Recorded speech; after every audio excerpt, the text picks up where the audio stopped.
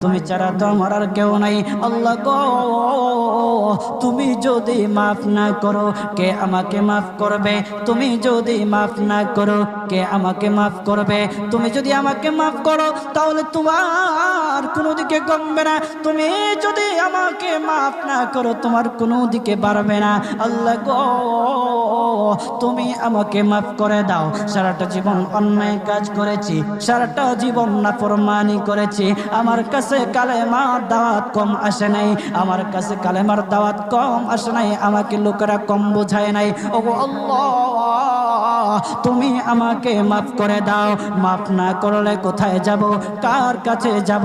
বাবা যখন মারে তখন মার কাছে আশ্রয় নেওয়া যায়, মা যখন প্রহার করে তখন বাবার কাছে আশ্রয় নেওয়া যায়, বাবা মা যখন প্রহার করে তখন দুনিয়ার কারো না কারো কাছে আশ্রয় নেওয়া যায়।